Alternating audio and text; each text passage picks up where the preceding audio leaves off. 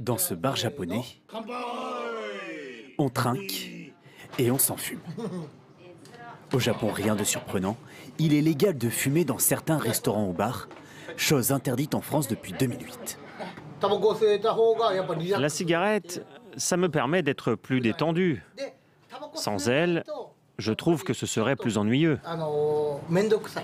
Conséquence, le lieu pourtant exigu se remplit de fumée et de clients.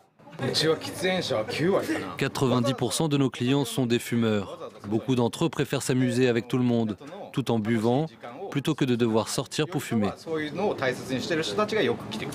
Pourtant, depuis 2020, le gouvernement tente de réduire la cigarette dans les bars et restaurants, des lieux souvent exigus au Japon. Le but, protéger les non-fumeurs dans ces espaces restreints. Car dans la rue, le tabac est déjà interdit. Pour fumer, il faut s'entasser dans des zones dédiées. Une stratégie à l'inverse de celle adoptée dans la plupart des pays occidentaux. Sans ce coin fumeur, il y aurait un problème avec les mégots.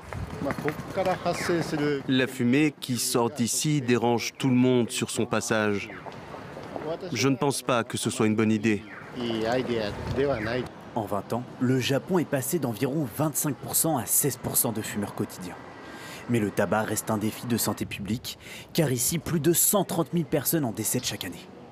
Pourtant, la prévention contre la cigarette reste très timide sur l'archipel. Ce paquet coûte 2,80 €. Il n'y a aucune image choc. Donc forcément, il n'interpelle personne. Entre santé publique et intérêt économique, l'équation est difficile. Surtout lorsqu'un tiers de la Japan Tobacco Company, 3e cigarettier mondial, reste détenu par l'État japonais.